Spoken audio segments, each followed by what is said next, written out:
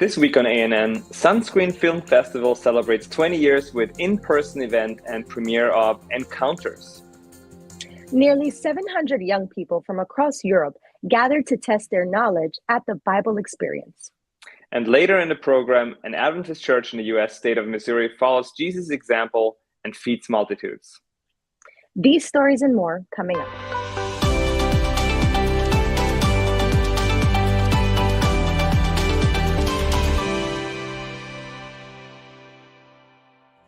Thank you so much for joining us this week.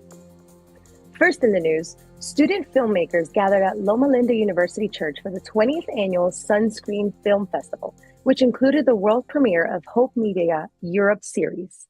More than 150 attended the festival this year, with more than 300 attending the Friday evening premiere of Encounters, a 5-episode TV series about college chaplains and the students who come to see them. I need a miracle. Do you believe in miracles? Dios, ayúdame Of course. a guiar a los estudiantes hacia Jesús y a sembrar en ellos el amor por tu palabra. Amén. I'm mustering all the faith that I have.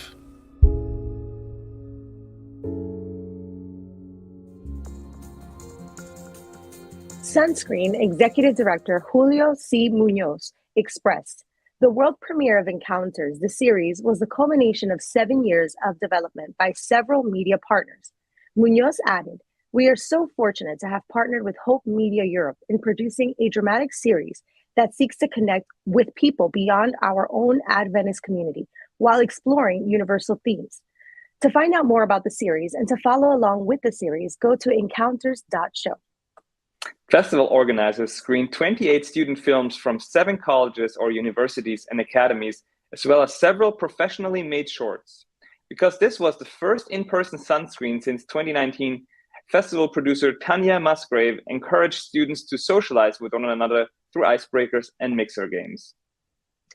According to Sunscreen.com, Sunscreen Film Festival was created and is sponsored by the North American Division of Seventh-day Adventists to nurture young filmmakers in their craft and career development.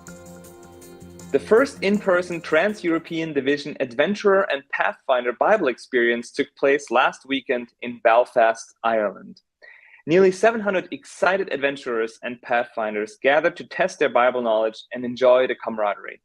6 teams of adventurers and 34 teams of pathfinders from across the division, including a guest team from Belgium, met to test their knowledge on the Book of Ruth and 1 Kings chapters 1 to 6. The quiz rounds included between 70 and 80 questions each and lasted up to 2 hours. President of the Trans-European Division, Rafat Kamal, was impressed by the children's knowledge. He said, "We need to catch this contagious spirit our children have about studying the Word of God and lead the way. As Jesus said, we have a lot to learn from children." Bible experiences are aimed at developing a love for reading and studying Scripture. All clubs that answered 90% of the questions correctly took home a first-place certificate. Youth Ministries Director for the region, Dejan Stojkovic, celebrated by saying, "Everybody is a winner."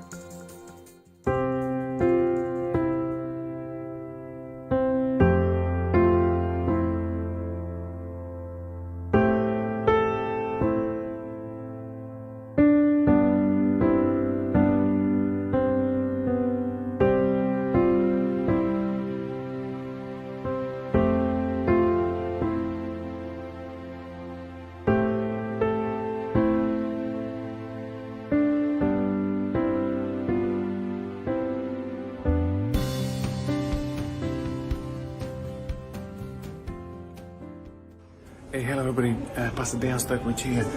We are at the moment on the first in-person Pathfinder and Adventure Bible Experience test. For everybody who's maybe watching for this for the first time, Seventh Adventist Church has this amazing group of we would call them Christian Scouts from the age of 3 to 8 for adventurers, and then later on for the Pathfinder slightly older group. So each of these groups have actually Bible tests as well, and this is something additional to the curriculum they do. My friends, today we are in Belfast for the first time, and we are hoping to have an amazing morning adventure test and then later on Pathfinder test.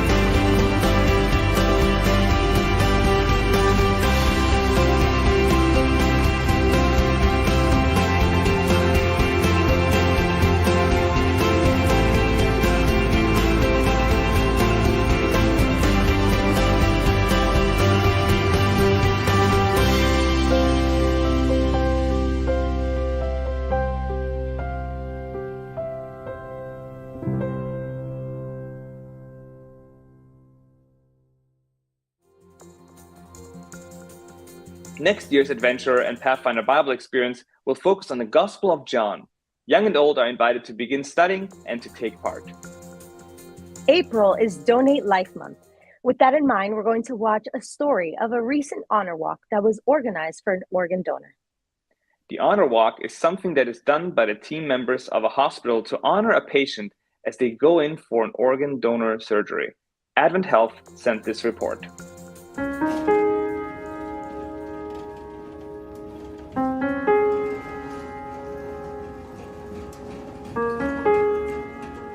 It's a super sad moment, but also it's almost an exciting moment.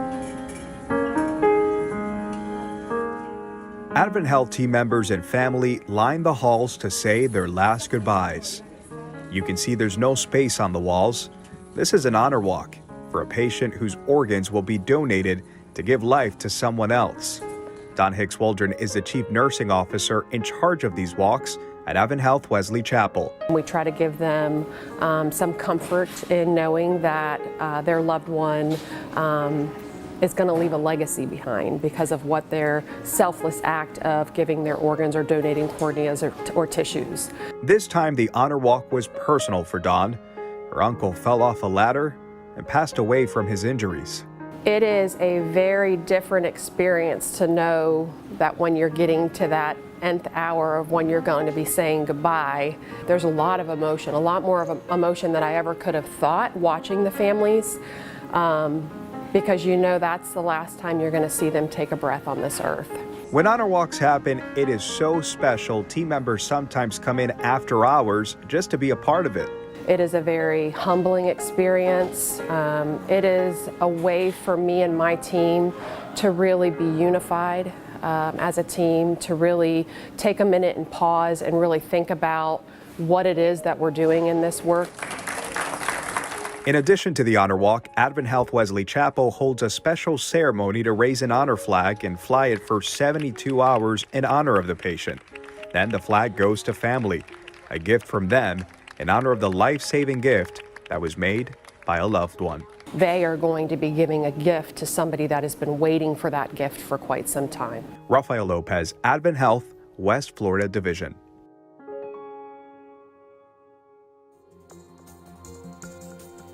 Coming up, learn the story of Dima Belyi, who was working as the director of photography at Hope Channel Ukraine when the war started. And later, we'll talk about a church in Kansas City who followed Jesus' example and fed multitudes.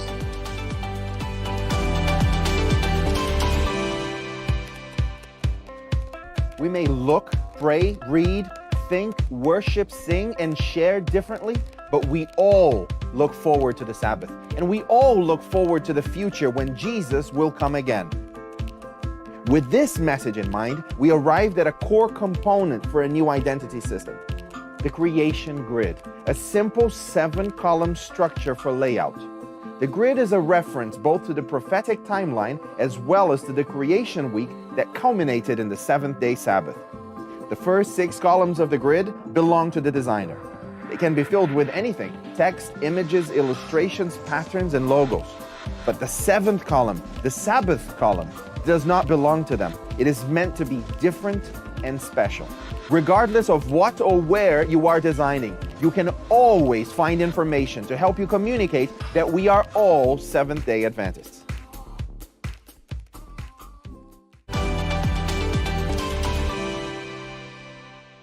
Dima Belyi was working as a director of photography at a Hope Channel Ukraine when the war started. He has never before felt such fear in his life, so much so that he began having panic attacks. One day, as he heard explosions outside of his home, he quickly grabbed a few blankets, wrapped them around his daughter and his wife, and ran away. Listen to the story of Dima and his family now on another chapter of the mini-series focused on people leaving Ukraine. The series is a part of the Global Hope Channel and ADRA campaign called Hope for Ukraine.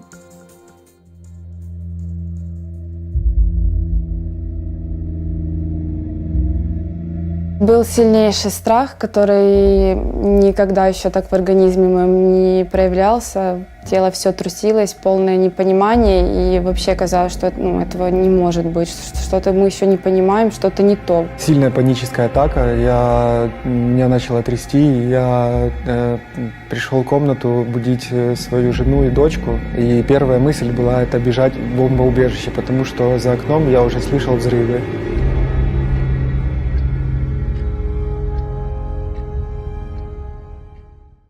Меня зовут Дима Белый, я живу в городе Буча, Киевская область. Тут же я создал семью, уже 7 лет, как я женат.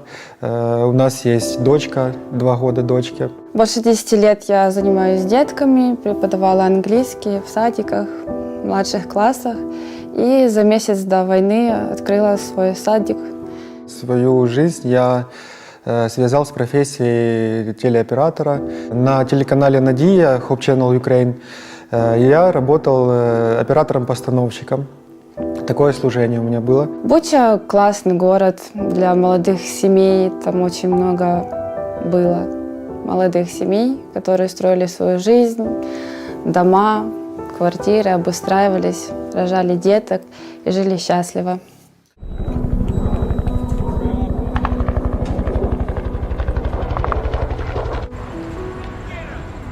В 6:49 утра мне позвонил мой друг. Он говорит, кажется, все начинается. Я говорю, что? Война. И в этот же момент мы услышали уже взрывы на улице. Первый раз в жизни начала задыхаться. Я не могла с собой совладать, потому что, ты открытая мишень. Ты не знаешь, куда тебе бежать. Вот здесь взрывы идут.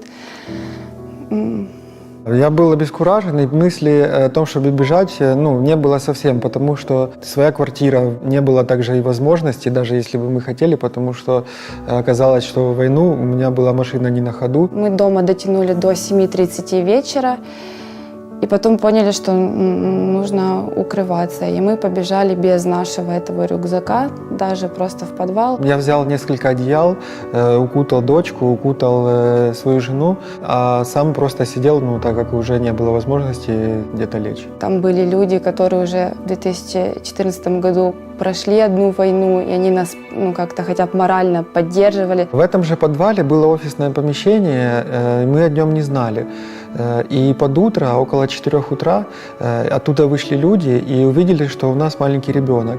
Они нас забрали к себе. Там было тепло, был теплый пол, там были матрасы, нас положили на матрас.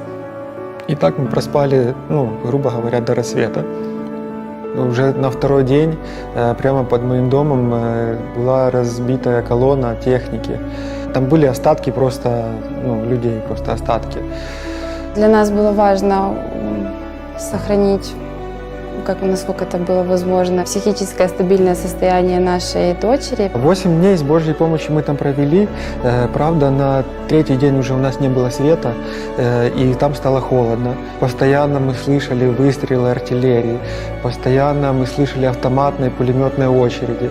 И мы очень сильно по этому поводу молились, как можно выехать. В один конкретный момент я понял, когда в нашу жизнь вмешался Бог.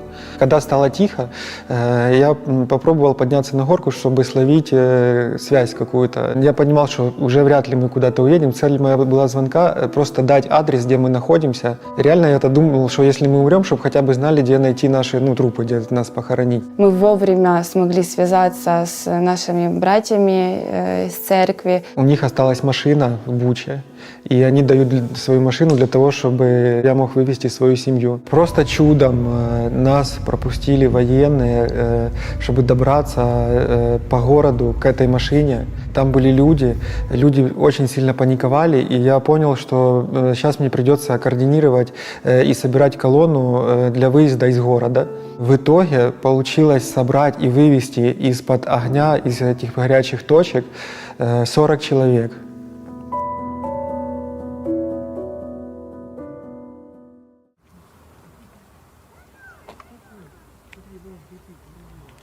Мои чувства сейчас очень смешанные, потому что еще даже не полные сутки, как мы в безопасности. Физически сейчас чувствуешь себя плохо и эмоционально тоже, потому что не понимаешь, как себя вести, знаешь, что там остались друзья, которые не выехали, сейчас нету с ними связи, а здесь жизнь может быть и не прежняя, но все равно люди живут, они могут ходить в магазин, спать спокойно, здесь тихо, а там люди гибнут. Я вообще не знаю, что будет дальше и какое будет мое будущее и будущее моей семьи. Мы лишились всего. Очень пугает эта неопределенность, безысходность, вот это насильственное смирение. Я пока не могу поверить, что я не вернусь к себе домой, что мой ребенок не увидит свои игрушки, которые куплены с любовью специально для нее. Конечно, наша семья нуждается сейчас абсолютно во всем, так как я остался без работы, моя супруга осталась без своего бизнеса, который она только начинала.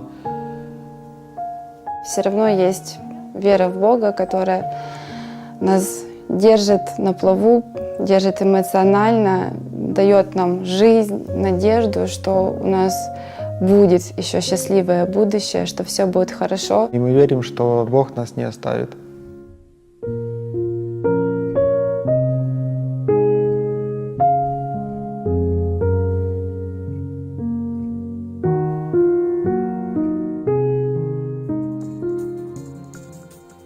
Coming up, an Adventist church in the U.S. state of Missouri follows Jesus' examples and feeds multitudes.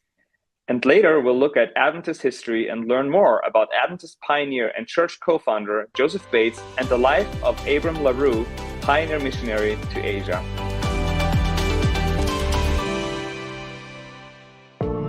Why is there evil in the world? Are Christians hypocrites? Is the Bible a fairy tale? Does Jesus love everyone? Church doesn't feel relevant to my life. Is God even real? You have questions? Let's talk about it. I Believe Bible.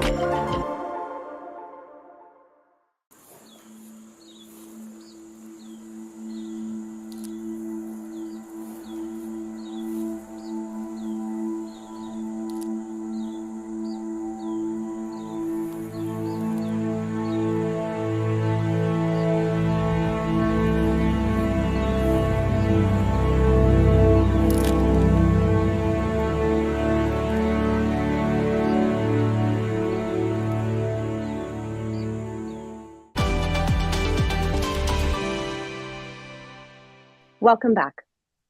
When we think of Jesus and his power to alleviate human suffering, we are likely to think of the times when Christ multiplied a few small loaves and fish and fed thousands of people.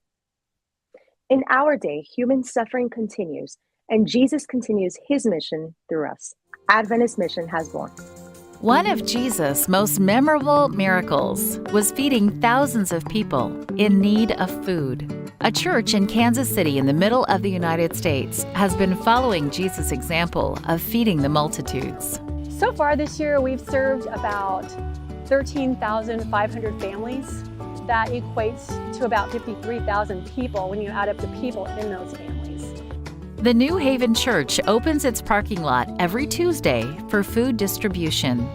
Cars line the street and wrap around the church to wait for the volunteers to fill the back of the cars with groceries and even baby supplies. All of this is accomplished in partnership with other organizations in the community. They work together to help families in need. You know, from 10 to 11 for 1 hour we serve.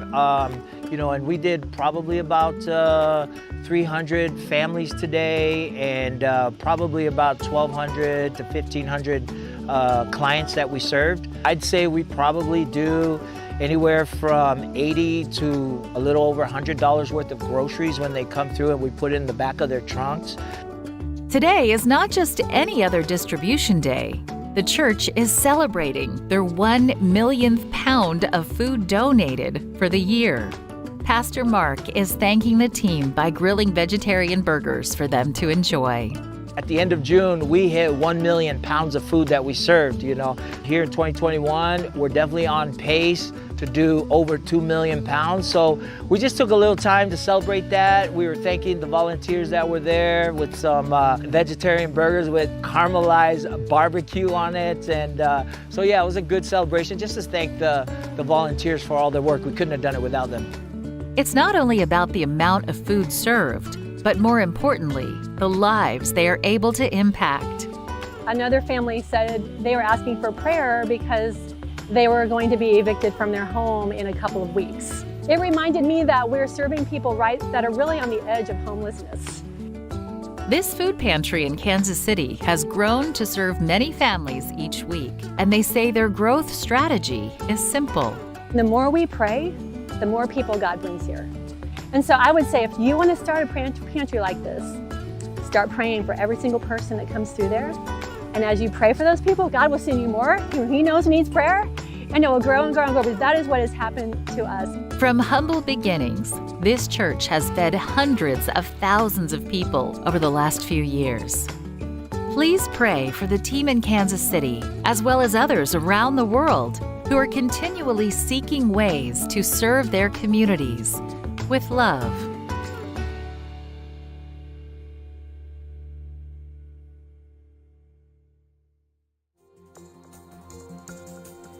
Watch this and other mission stories online by visiting AdventistMission.org. Then click on videos at the top. And finally, on today's episode, let's turn to David Trim for a look at Adventist history. This week, we hear about the life of Adventist pioneer and church co-founder Joseph Bates, and also the life of Abram LaRue, pioneer missionary to Asia. Welcome to This Week in Adventist History. Beginning April 24, the Adventist pioneer and church co-founder Joseph Bates gave a series of lectures on prophecy and the Seventh-day Sabbath in the small town of Pony Hollow, Iowa. This is thought to have been the first Sabbatarian Adventist evangelistic sermons preached in the U.S. state of Iowa. The Sabbatarian movement grew quickly there, however, and less than 7 years later, in January of 1863, the Iowa Conference of Seventh-day Adventists was founded. Today, the state is part of the Iowa-Missouri Conference, which has 12,000 church members in more than 100 local churches. On April 26, 1903, Abram LaRue, pioneer missionary to Asia, died in Hong Kong. Born in the U.S. state of New Jersey, LaRue emigrated west in 1849 as part of the California Gold Rush.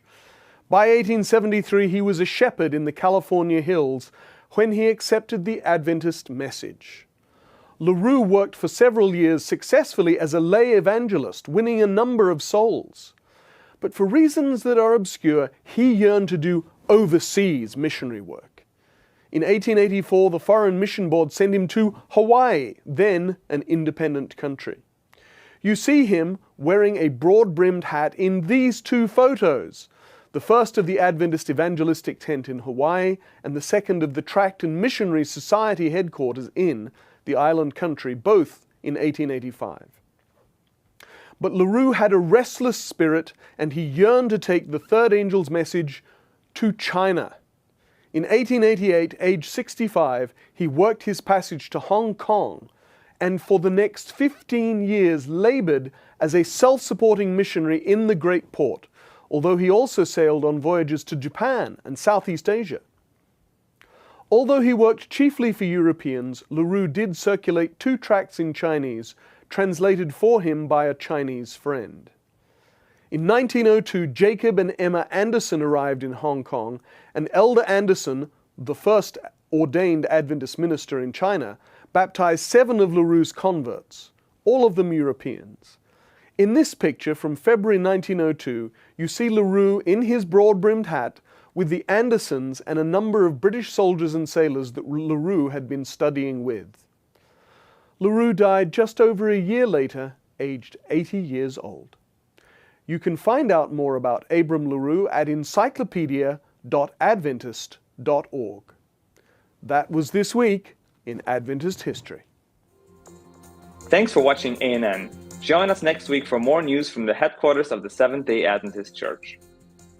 Did you know that the Seventh-day Adventist Church has a YouTube channel where you can watch ANN Video, ANN In-Depth, and plenty of other amazing videos on prophecy, health, and Bible study? Just go to YouTube and search for the Adventist Church. Make sure you click the subscribe button so that you never miss a new video. And remember, leave a comment or a prayer request. We have people who are praying for you 24 hours a day, 7 days a week. Before we say goodbye, we want to share some good news from the book of Matthew, chapter 14, verses 19 to 21. The passage says, "Then Jesus commanded the multitudes to sit down on the grass. And he took the 5 loaves and the 2 fish, and looking up to heaven, he blessed and broke and gave the loaves to the disciples. And the disciples gave to the multitudes. So they all ate and were filled. And they took up 12 baskets full of the fragments that remained. Now those who had eaten were about 5,000 men, besides women and children." That's our program for this week. And remember, you can always visit Adventist.news for daily news and videos. Until next time, God bless. Take care.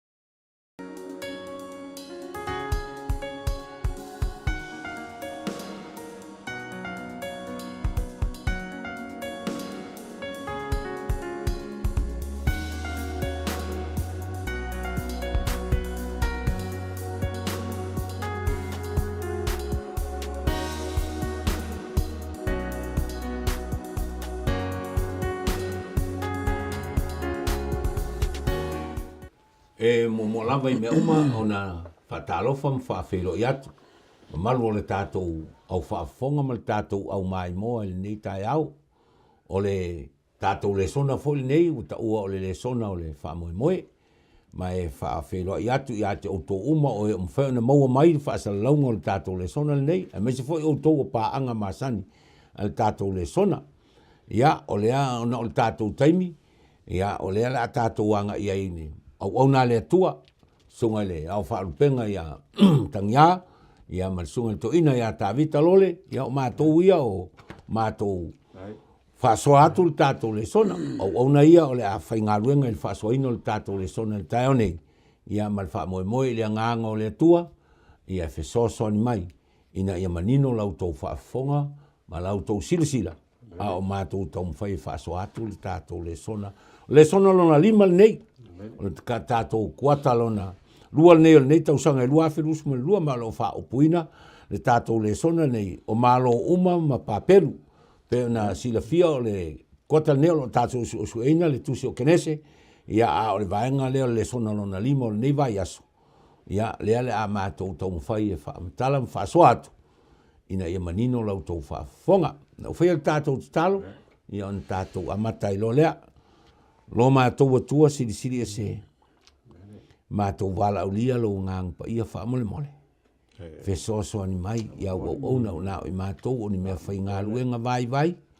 Mātou te whanau na watu i le ngang pa ia o lau fio. Ina ia whaapeo na wha me tala loto au mai ngangana o leitu waso. Tala le whaafonga au tangata. Whaafonga malangona. Pese alo fina ngalo mo i mātou uma. Tā pena ma tōsina nisi i lau fio. Mo le langi ma le ola e whaavau. O le mātou talo lea. E ala ia te o Iesu le li i ma le whaola o mātou wala au tuai nei. Amen. Ia, o tātou le sona o malo uma ma papelu. O lo tātou su eina le tusi o kenese. O le mata upo iwa se fulu ma le tasi. I le vai aso nei. Ma o le tātou matua tau loto la o lo maua le kenese su ma le tasi foi upo iwa. Lea le a tātou fai tau whaatasi ai. O lea ua whaingo ai i a papelu. Ona sa wha ese ai e iova ngana le larangi uma. Ma o inaana wha taa pe ai la tau i tu uma o le larangi. Ia, tala masani. Tala ili olo i papelu. Ma o i le, wha matala ili tuspa ia, ma wha manatua ili tustala ili tuspa ia. Ia le wha ese ina o ngana, ma o le la avatu le avanoa ili sunga ili. Au wha alpenga ili sunga ili whaiwhi au i amtangia. Ia, nati tau wha pula la i titi ili tātou motua tau loto. Ai tātou tere ianga i atu i vaenga mo mō tātou le sona man whaaloalo. Alo, tai. Ia, manatu le vai aso len te tunei tātou whasoa i whatatau i le lolo. Ia, e mai se fo i sa wha mawhali tātou wa ai whatatau i anoa mal tūlanga fo i o vaenga tasi sa whatonuina le tuam whatinuina. Ai pita i o le vai aso nei, ia o le la asui tātou mai moanga, le asifi mai e le tuspa ia le tātou mai moanga mai i anoa. Ia e whaatitau i lana whanau. E to atolu ia o le li leo ia feta, ia o semu, ia mahamo. Ia o i fo iola a tātou wawa i e tusa i male au tua le tātou le soda whai mai o malo uma ia mapapelu. O le auso le to atolu, ia o i lea o le a amata mai i le mata upu le iwa se fulu ma le se fulu mantas. Ia whaamatalanga e le ngata o whaamatalanga i whaatatau i ati i lātou. Ia e maise i lātou uma lava o e na te tupu mai ati i lātou. Ia ma mea fo i te tele na te tupu ai. Ia pe o i lela a tātou, taula i ele tātou wawa ai. E pe o nisi nei o mea le ngate le tūlanga o le whasalanga, ia po o le tūlanga fo i o le malaia, le na whetu uai e fo i e le li leo e a fo e noa. E noa whai mai ina ua uma le lolo, ia o na whaile o le maumanga a noa. Whaito ngala au a noa. Ia ole ina o faile tonga la au noa. Ia o ai o fa mafu to ina ia fuola au ia o faile le home blue to ina. Ia o mafu agalanda o na ai fa matalanga tuspa ia o na ia noa. Ia fa mai la ina o sau ia le li le hamo.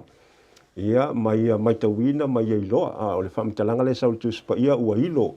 E ia le mea ua tupu. Ia o loo tātia se tulou.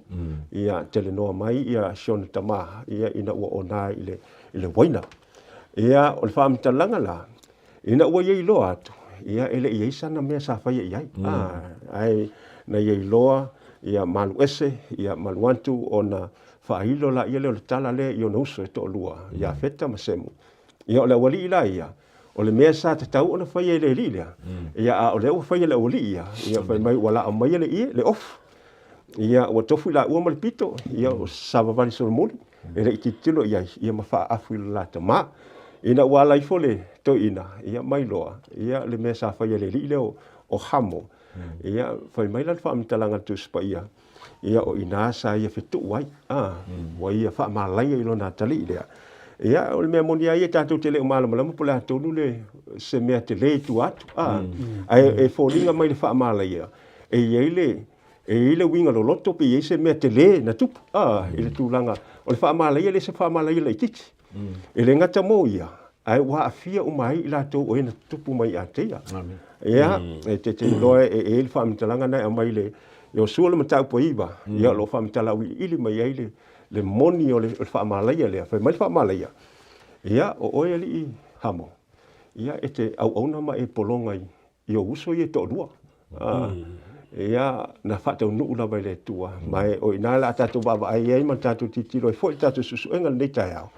ia oa o le ale mafuaga o le ale mena tupu ia aisa foʻi ua faamalaia i faapea le atua ia le atalii lea ia mae o ia foʻi i lona tupuaga ia na tupunga mai le tangata lea o Niumarota Niumarota la le pe autu ia ile mata upa suma tas e pe o ia le na tupunga mai ia le li le o hamo ia pe o grandson o hamo ia ma ia faia le aile ta o le ai fa ingoina le ai o papelu ia o ia foi se le sona ma se vai ngata o le la tatou su e nei taeao i le mafuanga na lei on fa tu le ai lea ia ma le mafuanga na lai ona finangalo le tu e faataape i latou ia tatou malona mai inisio mafuanga faaleagaga o te ilo mea uma nei sa tupu ana mua e iai uma lava latou le sona mo i tatou le taimi o le afoʻi o le taimi nei ia e mese lumanaʻi ua o mea sa tupu muamua te tupu fa le taimi o le unga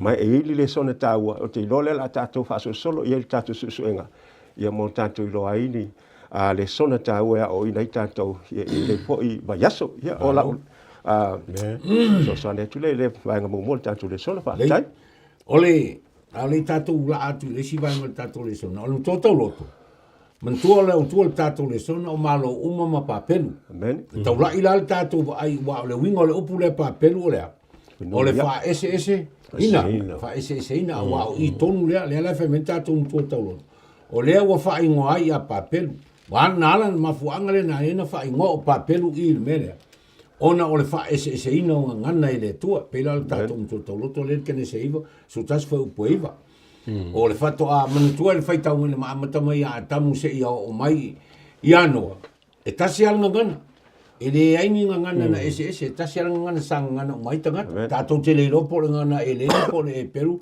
ia le ropo le ngana Samoa amen ai a fai ia wa fai mele sto ina se na ngana Samoa le langi ia le rola po ngana Samoa le sa faunga ai talu waila ona le la tatou fa solo ai ma tatou ai i le mafuaaga na laina fa ese-eseina gagana le la pe ona sauno ele sunga le faifeʻau le vagamomua le fai mai o le faamalaiaga o hamo ia o le mafuaaga la le na lai ona tupu le faalavelave lea ina ua foliga mai o tagata ia na tutupu mai a hamo ma tagata ina tumai o latou ia o lea na oo i ai me le taʻu e foliga mai laʻu matamata o le tetee i le atua le mafuanga na lai na fai le mele na lai lona o maua le mele ta o papelu mai o le la tatou faasolo atu le vanga mo le sa no e sunga fai fai o le vanga lua la tatou le sona le la tatou va ai i le ngafa tonu ana mawai tangata na la tatou fai le mele ta o papelu le o le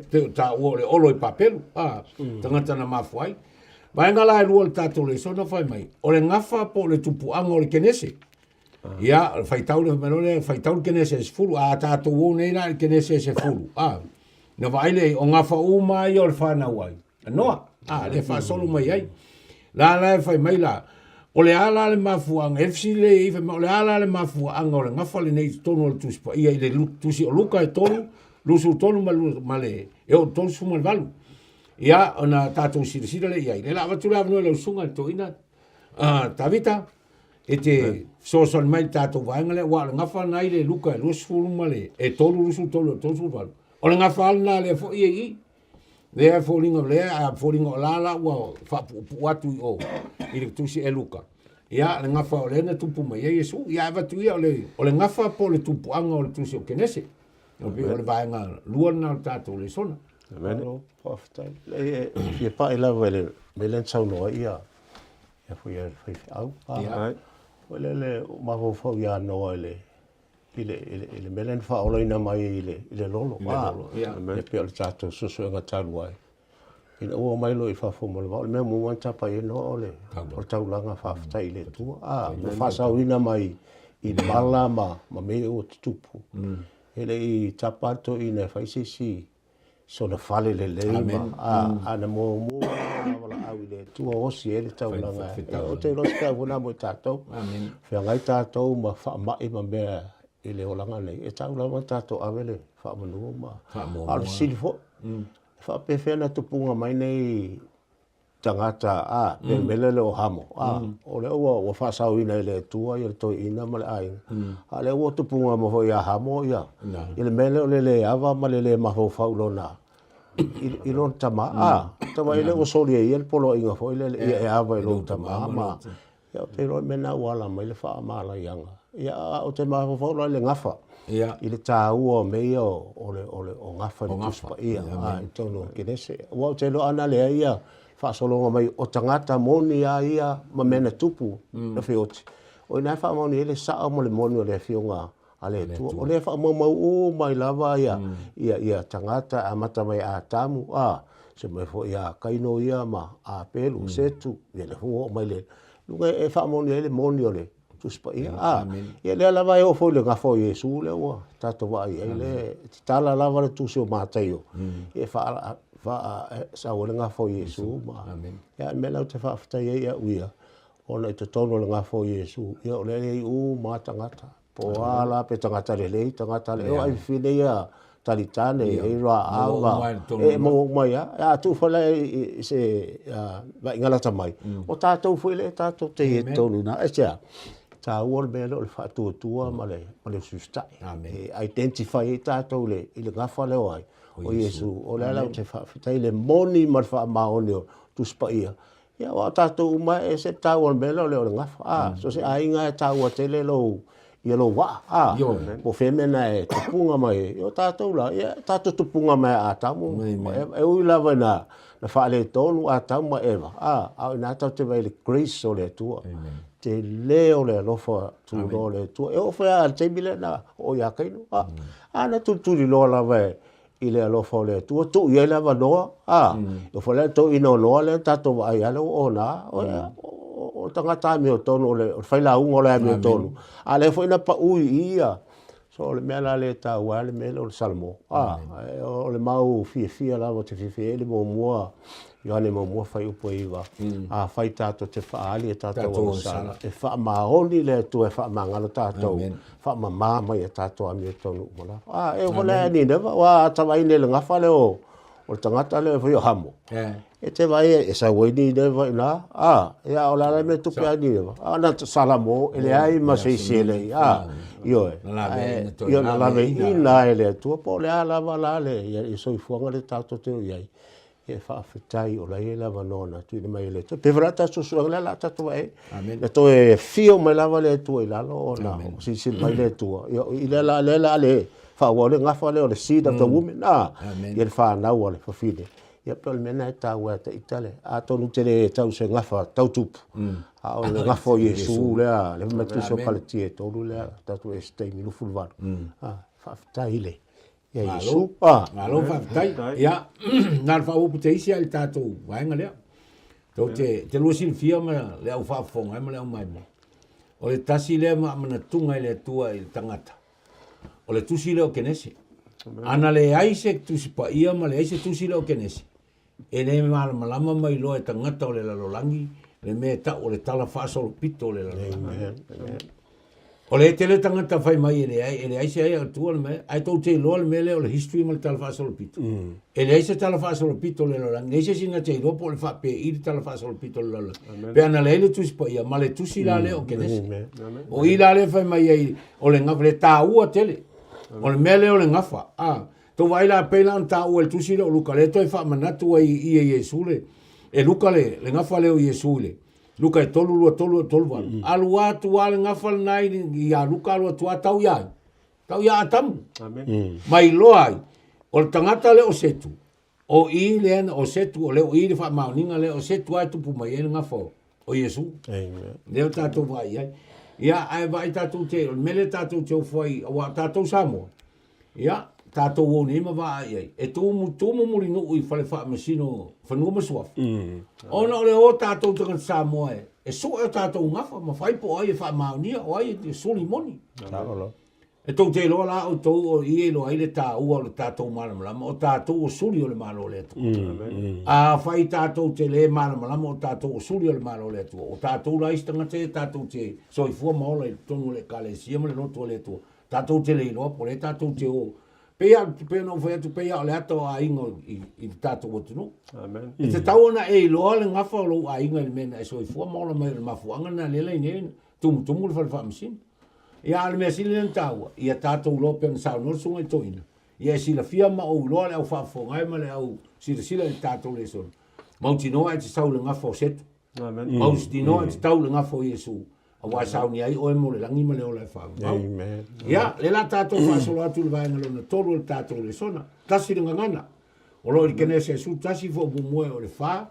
Ia le vaenga le tātou le sona. Vatula mno i lau sunga. Tanya, ya e te fisoso ni ai ma tau wha pula tātou vaenga lea tasi le ngafuanga. Tasi o ngangana. Amen. Tāu te le vaenga lea. Mataulia le whako apinga kolu ia aunga tupulanga. Mai anoa.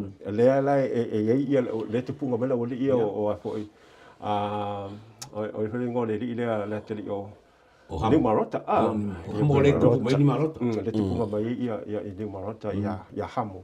E pila lai ele ile va. Ele ile va no govinga se spam talanga ele umi tele at o la lava lai yo la lava le ngana le tasi tau talai no mala fa nau no no winga ele umi.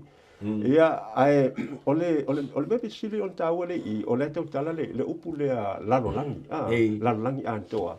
Mai go fa poko mai. O mai I le whanua lea launga tasi o e ta ua o senara.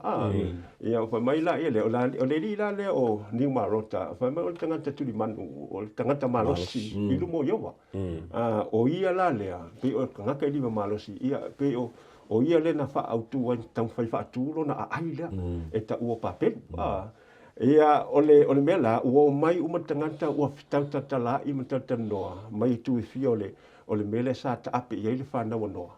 Ia o tatano mama natu ratu te fia se olo ole winga po le nganga anto ole manatu le sa tamo fai e te mo mai fai fa le la fai te wina vai mai ona la tu fai ane lea o mai ia ina tanto fai ia o se ai ma se olo ia o olo ni tumu le langi ia tātou whaia fo I se mea e ta uai I tātou. Ne I whaata ape e peina I tātou ele whonga ele uma. Si, ole, e tanga I le fo I whaamitalanga I whaatatau I le mafua anga na lai o le whaile a ai lea. E le o se mafua anga le lei. O whai mai e ta uai tātou. Lono winga, o lai e mana o ia I loa ai o I la tau nei o I la tau nei o toma fai whaai lo I le malosi o le tangata. Ai lea ma se me tasi wha pe ta ua I le sua fo le tua pe vi I ai le tua. Ia malisi me pe tusilon ta ua, me muli whai mai, ne I whaata pe peina I tātou le whangai le uma. Lono winga, o le mafau tangata ia, o le o mai e wha mau popo. O le malosi lea. A le me moni a lea, o le whaatinonga lea, maleanganga lea, ua tama fai e whaalea ngā ina ai le folanga a le tua. E ina I vaenga tā ua na ina, vai mai e tau, ia fai se olo e tau lo na I ule langi. Whakoa ma o whai leo singa whenga ngā angoa mai foi, ma le tua. Vai mai le tua, o le whailonga, o ke le koe whaalea ngā lava le whangai ele. O ke le koe wha umatia foi, ia mea la umai lunga le whangai ele. I se lolo. O le whailonga la e sio lai la tawhia ngainga. O le nua. Avene, ai I le whaamatalanga lea, e fōlinga mai. O lai e le o taltonuina e ilantou ia, le wholofolanga lea tua. Lona winga se swa mitalanga ini se manantu wa pe ia ai longa ia se tua. Ai longa ia se tu maybe ole na tu ra o mena tupu na lei on tupu le lolo. Ia lua a fai fo ia se kua. Ia o ki loa koe kupu. A o uma ona fola o ki loa sa tu talinga e mātua e whaatitau i tangata e whaatitau i le mena o sie e le lato tua a onoa. Ia male tua. Ia e peitai. Ia wa lava le whaupunga le e tau mai ai ua whaaleo ngā ina pe le whaatuatua ina le upo le atua. Ale me pita siri on tā ua o te mana o hifa mawhaina le tai ane nei. O le folanga le atua le mō mai o le kedese mō le whai polisu wanu. Ngā ngā whaia le atua a tama ewa. O le a maka le kupu anga o le amatanga o le kala whaso pito tangata soifua. Vai mai lo le atua, ona whaamanuia leo le atua i ate i la ua. Whai poipo. Lua. Vai mai, ona wheta lai atu leo le atua o mai whaatununga. Mai folanga. O le manuia. Vai mai, ia o lua whanau, ma ia lua lona. Ma ia tu moe le lalalangi uma. Uma foi la ia leo ona wha umatia le atua i le lalalangi tua i le lolo. Ia ona i la tau la ia lena amanta i le ainga tangata fau lea, o noa malan whanau, to tolu lea. Ona te fola foi la ia lea, ma tau koe, e iwa alo fai upu momua.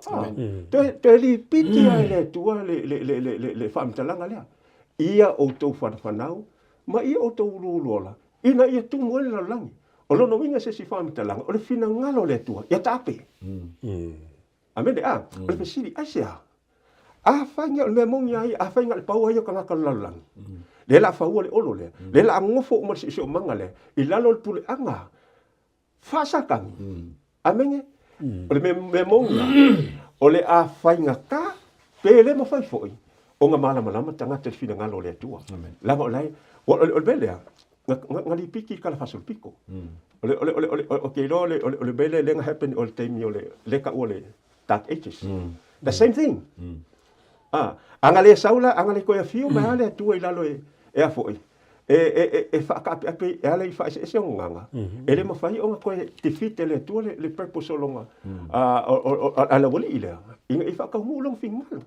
O le ta same thing foi o. I le kaimile o le tak esel mai le lima tolu walu se o le kasifiku i walu. Nga makua koasi o mia ka ngaka uma. I lalo le pule anga lea. Makua le e asi kua there was no way out. Il kulanga ngai. Le ngaka makua ve velai i a whaasawanga. Me ngā ringa ua dark ages. Kau sanga le pungsa. Ve velai sawanga. Whasio kia le telo tangata kia sialo. O e na te te. Il pule anga lea. Ina ua lanto u whaofi mai a o se tono le kalesia lua. Ia ua lanto ua foi. Mai na o lanto ua sa whaatangaile. Le fionga le tua. Ia a o nei tangata ia. Le lautele o tangata ki sialo. Sa le mau i lanto le avanoa. Lono winga se swamitalanga. Sa makua omi ai kokong i. Anga le koia fiu mai fo e ale atua. E ala i lon wha ngaina o i lanto i ta o reformers. E le mawhai ona. Ona ta ape. So le fina ngalo le atua. E te tau ona wha ta ape. Aisea. Awa ale wha ta ape. E le mawhai ona mau e tangata avanoa i lanto te malamalama i fina ngalo le atua. So e toi tupu foi le mena. E te mulmuli. Le te utala i el wha alinga le mata ape sumal tolu. A sumal lua, sumal tolu. Ia sumal wha. Ma sumal fetu. E toi happen foi. Il kai mulmuli. Le pule lava le kas. Pe a o nga koe mafu le fo lea. Nga whai amatai. E koe li piki po the same thing lea. E wha mau popo tangata uma i lana se o manga. E ia ai toi interfere mai le tua. Le ka ua me le whaalinga le matau pesu malvan. Koe a fio mai a Yesu. Ma wala awa tu i whai upe wha. O ese mai. Amengi. Inga ia mawhai o nga mau e tangata ia. O le tua lai te tonu i se o manga ia. Le awa noa. E mawhai inga explore e lato le upu moni. Ma wha au lai nai lato. Ia losa o le tua apapa. Apatei mo le ondo.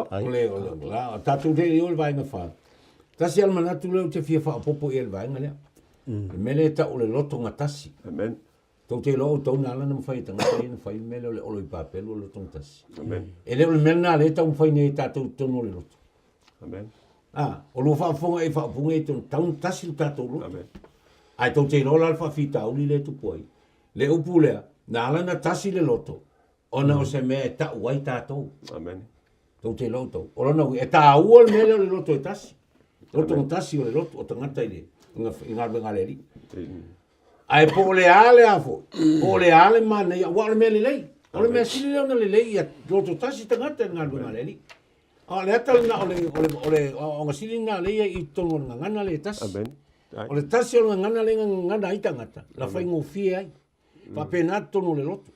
O le tasi o le finangalo tangata ma ngana o le kalesia ngana I tangata. Finangalo le tasi. A le mela le tu. Po le ale ma nei e fea ale sa. Mafuanga. Amen. Tupul falola. Amen. Mena le tupu I. E ma nei ai o le mele ta o le loto e kasi. Amen. Ai asesele mafuanga. Amen. Peila le mele. Fa pena fu le o ngana le loto le tua. O le ale ma nei o le mele tatu loto fa tasi tonu le loto le tua. Asesele mafuanga. Ale sa o le mafuanga. Mai mau taimi. Amen. Lono winga. E ta ua tatu te va ai ai. Yang o le mele le tupu tonu le loto. Fa me e ale tupu loto o le feloto ai. E le tasi le loto. O le takole ai tu fa alfomo e kalesia. Amen. Ai to vai la e kalesia ia pe no oferta la le fa pe fa le ngene kalesia ia esema tapu ingai pe le sama ia o le mautu ia ma popo amen ona ngana le ama ia tasi e loto tasi tangata amen ai talo fai a sele a fai po le ale le o le me tatu te loto tasi ai ale sa fai le mesa o lona winga o le finangalo le tu ia tatu fai le mesa ai tu le me le lona winga la o le mea se mea le leile lo tonga tasi. Ai a mauti doa e sa o le mafuanga. Langa le mafuanga le nala ina lo tasi tangata whai mai. Ia tātou whai a se mea. E tāu ai tātou. O le au ale tau o mai. Ia, la tātou whaasolo le vaenga na whāno. Le taima le tātou le sona i lau sunga. To ina lole. I nā tātou o ifo ia. O le fitalinga le ale atua. O lo il kenese e sfuma le tasi. Lima o le fitu. Ia ona mai lole o whaamitalanga ta vita lai o le salamo e salau tau suma riva fitu o suma lua. Ia, watu lea no e lau sunga e te whalau te lina il tātou vaenga lea lo na whaal tātou le sona. Alo. Mal whaalo alo. Ia, tāu o te lele. Tātou whaaso. Te roa lewa sila mai nei le tua le me o tupu le. Lau lang. Ia, o i whai tātou e vai le lofa o le tua. Amen. Wau te loa ana le intervene. Te roa whapetani le intervene. O to e sau lava le tua ina ia tau fia le mele ua fai la uri. Toi fau ila vea le tua. Fau ila vea le tua. Wa tu la me tangata le e foi o ni marot. Ia o le ase se nga ma tu la e mai o. O ka ka le vai gaming o ka ko vai mele tupu la. Pol mele tupu ya Rusia o Ukraine. Kai fa pe uma nga ko tangata fa pe o tau fai e pu le la lo langi ia tasi le ngana ia tasi le malo. Pe foi na tupu le tei ua. Tona I a Napoleone, Adolf Hitler, da fa pena. O le lau ko o Malcolm. O le o tato toi va ai la. History repeats. Yo, history repeats. A le lau toi o mai ai ngā tua. O mai na tato o ia.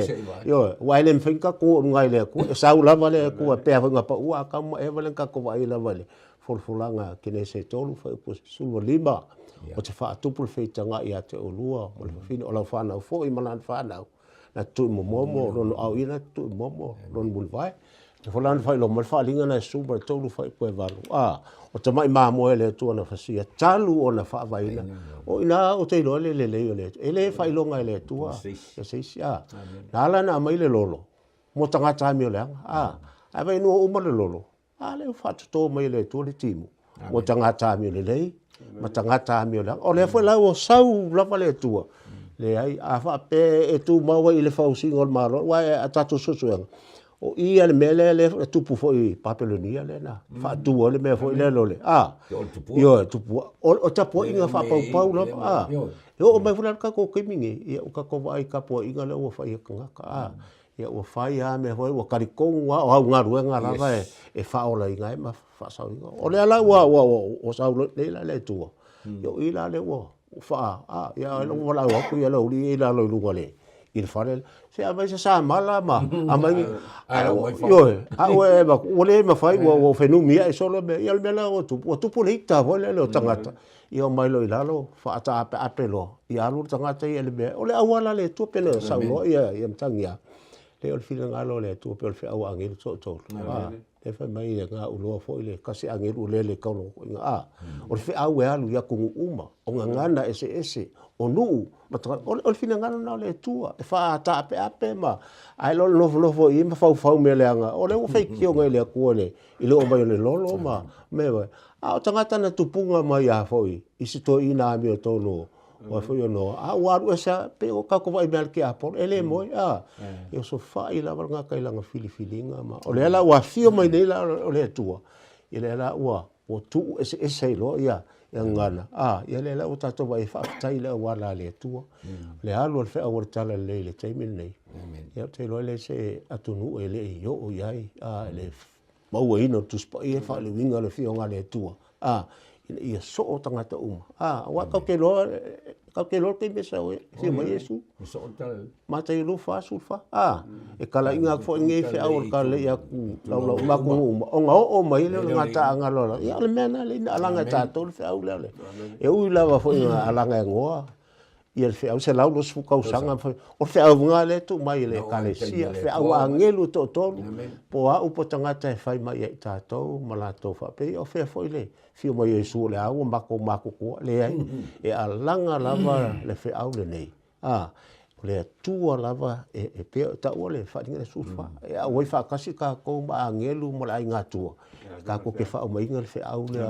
le fe au angelu to e fa tai le tua na tele tu la fo ina la e u la fo ile ka ko ngi maloka o a fo i kupu ia le ku mala la me sala mo fast food ngo mai e fai o ia ka ua e o la tu inga la langi la la so i fo le ku ala ku me la ga ka fia malolosia o la fo la lava ia e ka u la nga kasi ka ko kasi nga kasi ka ko ia le nga o pukalana ia le tu ia le si se fa la bela me fu tu la lo fa tai e nga fo po la titi fo ia va nga le e mai tatu o tule ina tatu o i fo ia staringa le ale tu ale el que ne se suma tasi po lima o fitu le fe mai staringa le ale tu fo lingo le fe tala ia ile ai nga tu ina tatu o fo ia fesili ne ia ai se a wala ina fio mai le fa mai le tu tatu o i fo ia ele o si la fia ele tu vai mai lo leo ta vita salamo salamo tu suma liba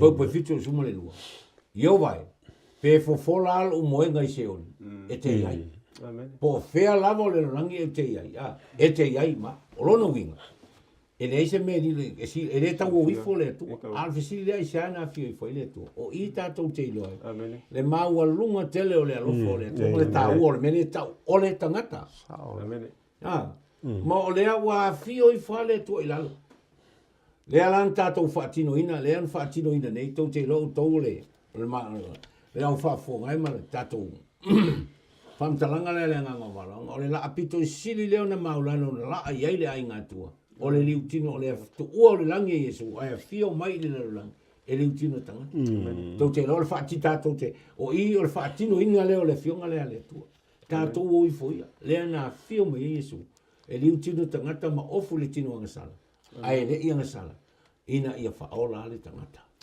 o le por kalame ale tu le amtanga ina wang sala tangata ia to fa fo ia tangata ile tu mo fa le ala la wa au tu lo ai ma le pe ona lo tau le a fa solo mai le a mo mai tatu te mi mai o tu se ia fio mai Yesu le fa tau unga o me uma le fa ngalo le tu ina ia la va ita to umo tangata na sala ina ia le fa no se tas e fa tu ia te ai o mai le ola ia pe o le vai o le fa potencia tu le vai ngale ile alo fo le tu le mafuanga fai mai pe ai se agua fio i foi le tu wa le fa meta vita io vai pe o te fo le mo ngai se o le si lo no e ai se me lilo le si le fanga le tu se meta te malai e o io to fino ngalo mo ta to loto e si le fio mai le tu a le mafuanga le fo ringa le lo fa tele male angale le si se le tu fai mai ta to i foi ai la o le o nga fo ile mo tato o le tato wo ai la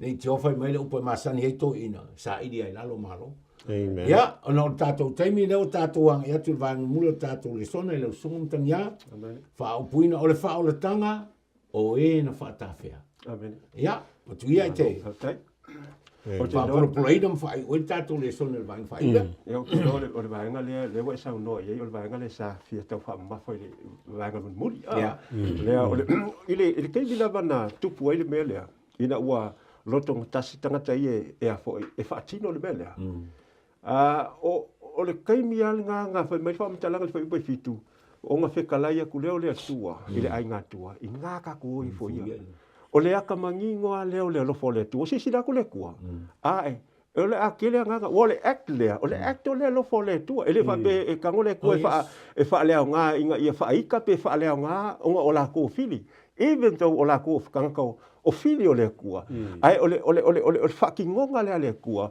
o le fa linga mangingo alonga lo fa amen e pe la o le vai mai lo le fa mtalanga le vai mai o lo fa ipule valu vai mai ona fa ta ape le e Jehova ia te ila tau ai le mea ile la lo langi uma amen o lava o le resort le o le moved ale kua le nga fai longo vinga ka mai ka o lava le me le ta mai ai o fina ngalo le to amen e kom fa ka ape ia pe ngo ko fa ka kul kal fa sul pico e langa ko di piki ata same thing ma ka dia la o ila ile o le pa pe ka ko so lo koi o le a le ma le i o le o nga ia fa pau le o adopt el ekalesia kelsiago le ai ia le fikau inga le le ba kanga ko le ko ma kanga ka o le lo lang ile ke ma le o i fa nga wa kuai ai ga ko li piki al kal fa sul pico e ke bel tak ages ia vai mai inga ua le ai le lo kanga ka pe fa fenga le alin ka o le ka sanga pungsa o le lo kanga ka pe fa fenga ko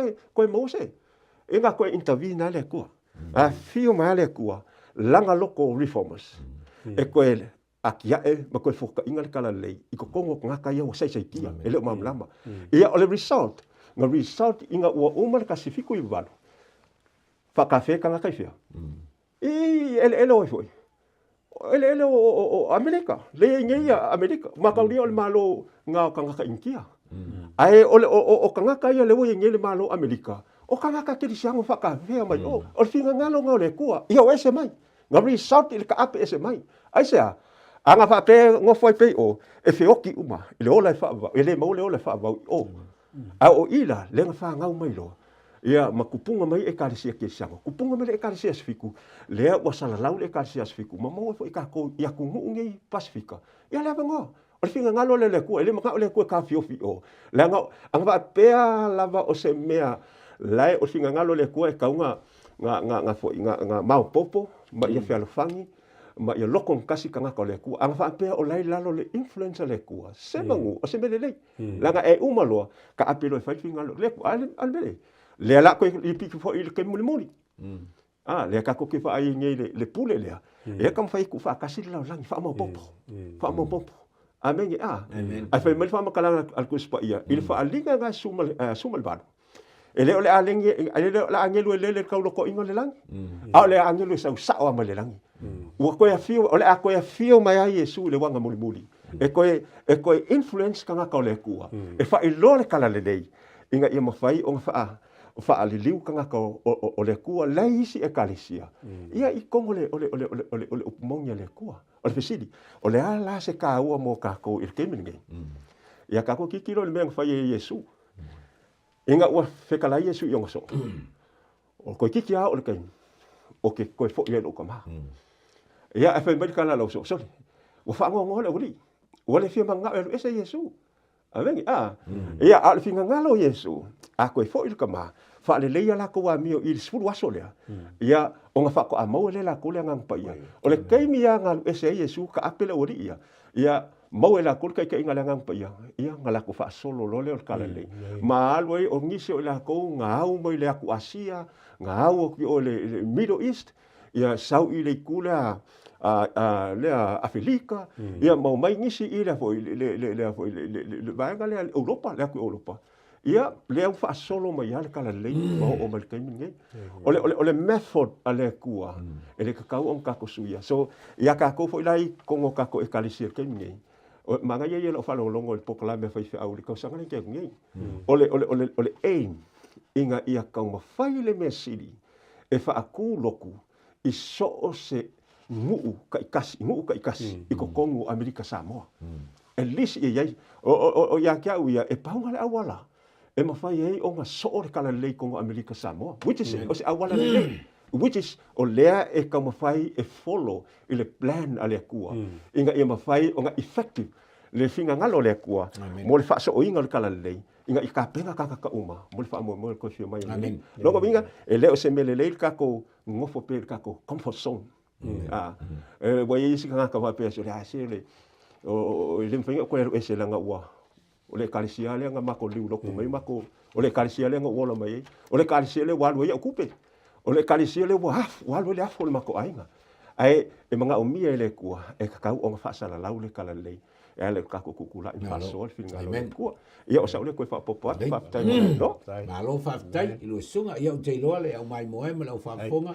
ia o tatu le sona na e te le lava vaenga o le fa soa mo le tatu le sona ia ana o le tatu taimi mo le avanoa ia fa malunu tuai o le fa ungo le tatu le sona tau fa ai o le tatu le sona o malo uma ma papelu amen fai mai lole o le folinga o le taunu unga le o le mana onga le o le malo le papelu ia fai se me i loa ai i la tau amen o soe ma le au whaafonga o le fai te tenga le ia i tātou awane i fai tātou fai se mea e i loa ai tātou te le au lotu ia fai ia maa popo ma le lei o le mato e kālesia e se le mana ia ma le lei maa popo ma o le mena e tau o le i loa ai o tātou ai e tātou fai se mea le lei e tā ua mai loa ile tua whaafitai.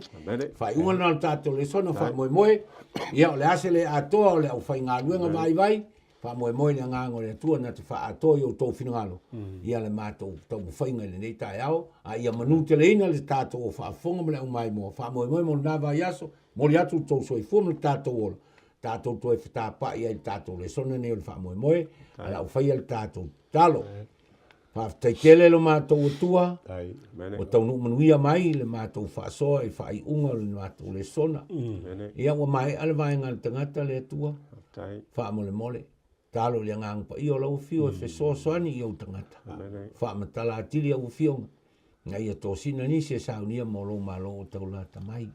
Wha mangalo i mātou o auna le ato toa. Talia i mātou, ona o Yesu le ali i male whaola o mātou wole i wala autuai. Amen.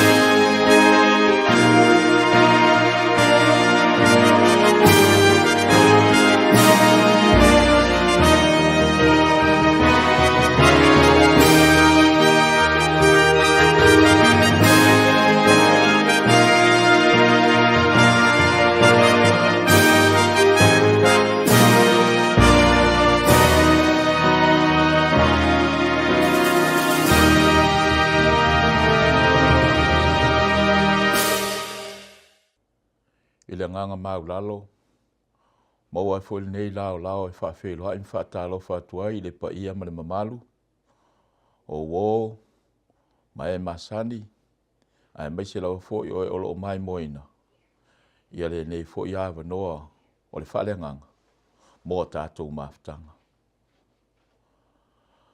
Whaftai le tua, o maua le nei tae au manuia, mai se foi o tāpua i ngosi le tua.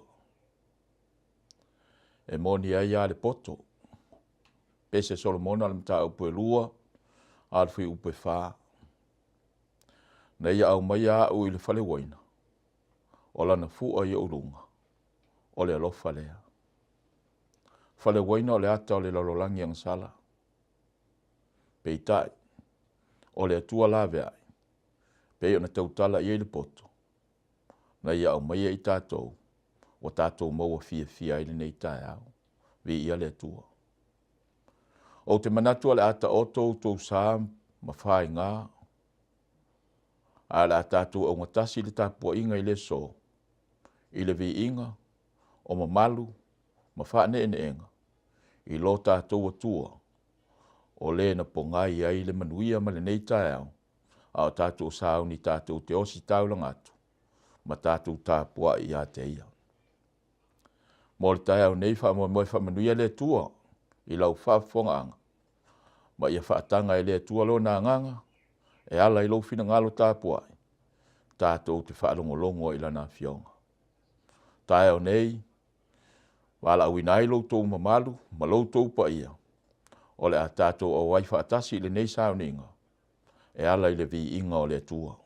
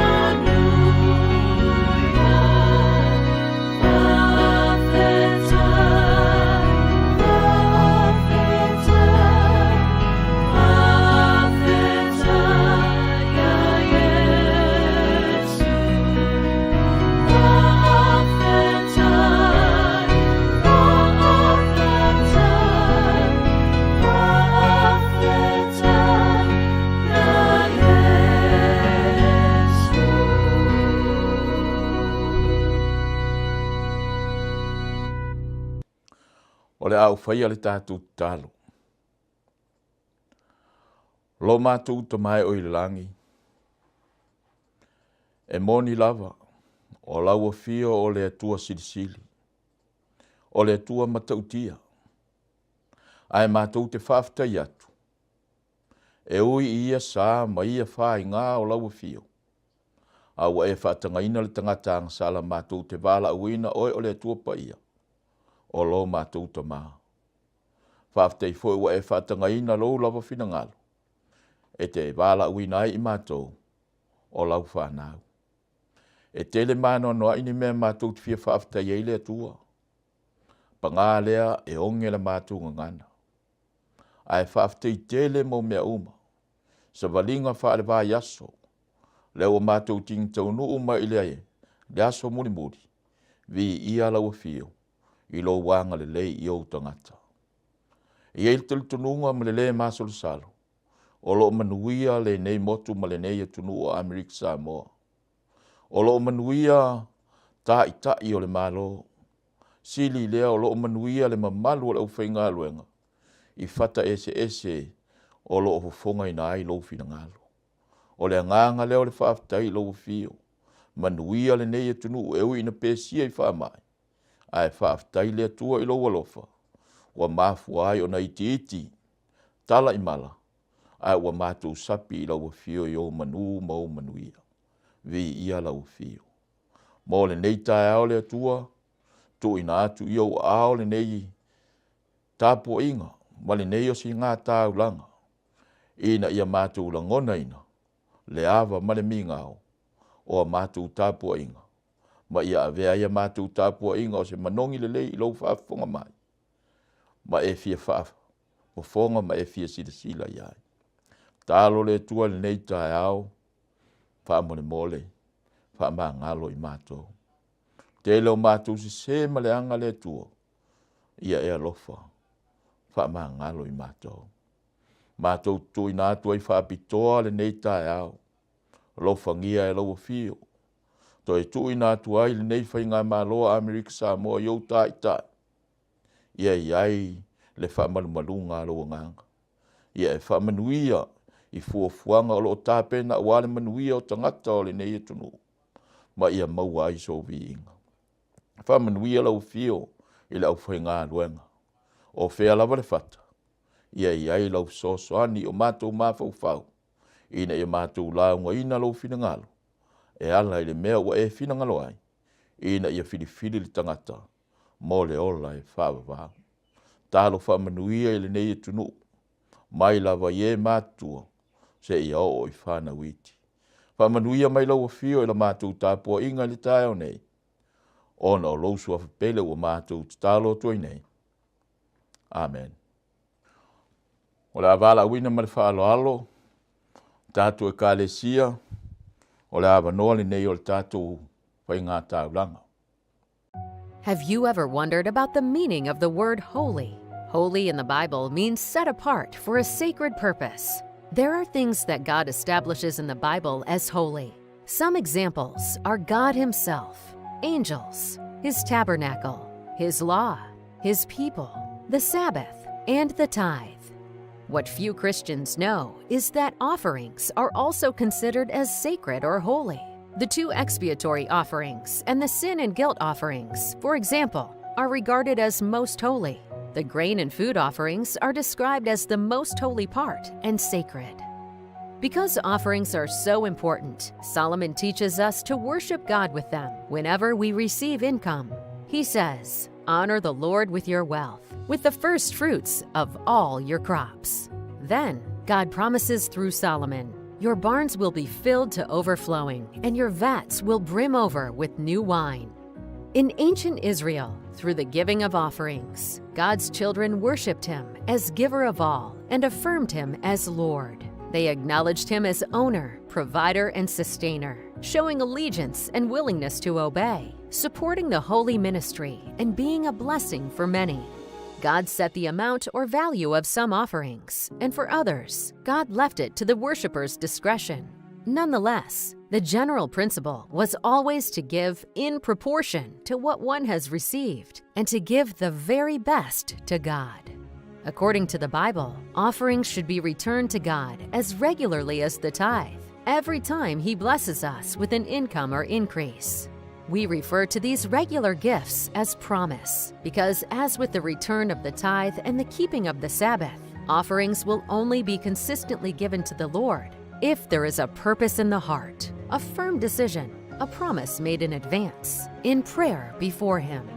Have you already told God how regularly you will return your promise to Him? Have you already decided to always give it after He blesses you with income or increase? Have you already told Him what percentage of income you will regularly return to Him this year as promise, in addition to the tithe? Once you tell Him about this percentage, it becomes holy to the Lord. as we worship our holy God with the holy tithe and the holy offerings. Let us put our desires last and God first.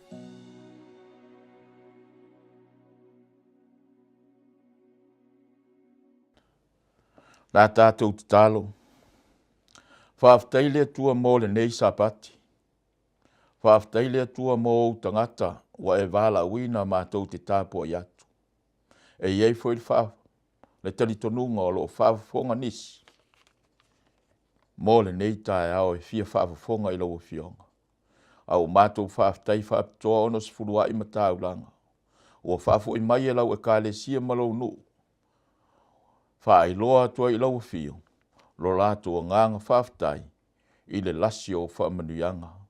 Ta tālo le tua, whaafo i atu se awala whaapitoa, lo lātou manatu i lau fio, ina ia lātou la ngona i nei te miuma.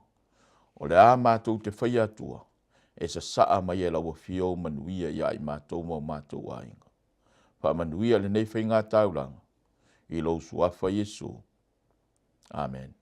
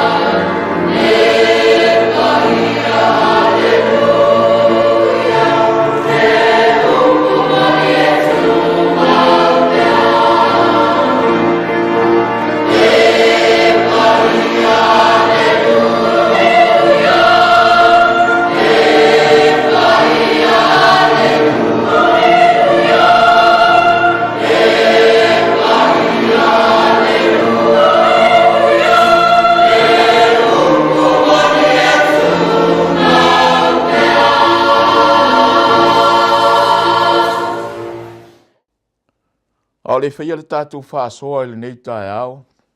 O te manatu ina i au tō si le fia le ala fua, ai maise o le awala. O le a tātou whāsoa ina ai le fionga le tua. Mai whamoe moe, o le afsoso ni mai le nganga o le tua. a o tātou o lufi ina lana fionga. O le tusi o ruta o lau ele ia malau whanua ia. Ua o manatu o te whaita wina. Ona o i o lo ta oto ai le whi au mo i tātou le tae o nei. Ruta le mata mua, whai mua e o le whai upu e tolu. O nai whai upu ia. O le a tō mai ai le nati. Ma se matu pala. Au wale so i fua whale nganga. O lana e ka le sia. Ma e a maua le nei a wanoa. Whaafonga mai le fionga le tua. O nā so na whaamasino ai whaamasino. Sa iai le onge le nuu. O nā alua tuai leo le tasi tangata na i pete le emo yuta. E au mau le nuu o mo api. O ia, malana vā, maona tali i e tō lua. O eli meleka le ingoa le tangata. O le ingoa o lana vā o Naomi. O ingoa fo i o nā tali i e tō lua. O maalona makiliona. O sa e wharatā i lātou. Mai pete le emo yuta. O atu i lātou i le nuu o mo api. E no nofo ai. Whai upe tolu. Ua oti e me liaka le tane a Naomi. Ua tutoe o ia maana tama e tō lua. Whamanuia le tua. Ilana fionga o tātou whaita wina. O le mauwhiriwhiria o wale o le whiau le tae o nei. O le mua le tupu o le mta o poe lusu maratas. A le whai upe tolu. Whaafafonga o te whaita wina. O na tali mai leo nā pota ia a apo. Ia whaamamao Iova ia te au ona o watu ia te oe. Le tofi o utama. O na tali mai leo nā pota ia a apo. Ia whaamamao Iova ia te au.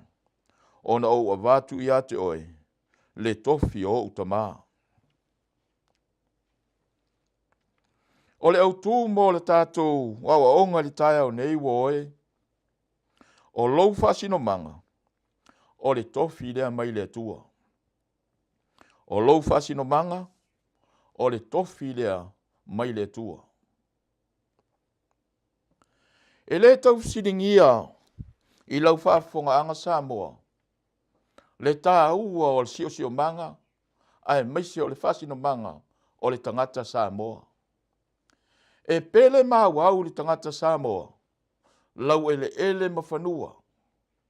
A wao o tātou malama mailoa. O i na au mai ai e o tātou tua a. O tātou mātua. Le mautinoanga. Male tamau a inga. A wale lumanai. E pe o ne tātou sapi ai le so. O lona winga. E tā ua ili tae o nei mo la tātou aonga. La tātou toe wawa ai a tili woe. I le tā ua o lo tātou whasinumanga. Po lo tātou tofi na o mai ele tua. Tātou te ola fia ai. A whai tātou te o ma tātou whai malanga whātasi. E ala i le tusi o ruta i le whe au le so. O te manao ina i e si le fia. Le tā ua o le sio manga. O tātou whasino manga. A tonu tātou tele o talaina ma tātou tele o matua whaita wina se tala anga o ainga. O i la ua i o se urungari i tala vau. O Elimeleka. Malana wā o Naomi. Ai ua lama matatoe le whaita wina o le tusi o ruta e whaamatala mai a iai tātou. O ni a inga mautu. Masama tua le leo na tā pena. Nei a inga i lua. E o mai i la ua ia. Ua tā ua i le tātou tala. O Elimeleka. Ma Naomi. O lona winga o lo malama i tātou i le tā ua. O le ola fia o le tangata. A wasa le leo na whātulanga mai. E tua a mama tua ana mua. Le mafuaanga o tātou sapi ai. I o tātou ainga. Ma whanua o tātou no nofo ai. Ma o le tae au nei tātou te wawa ai. I le tūlanga mātango fie o le ainga o Elimeleka ma Naomi. Pe a whai te suasuaina le ainga lea ma whai tauina tūlanga le ainga lea. O se ainga e fōringa mai na tutupu mai ini mātua e māualunga leo la whātua tua. E māualunga leo la māfuta i le tua. A wā o le winga o le ingoa Elimeleka. I le whaperetania. My God is King. O le winga o le ingoa Elimeleka. O loo tua. O ia o le tupu.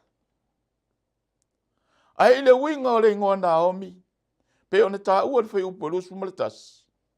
O Naomi o le whawhiawhia. Entertainer.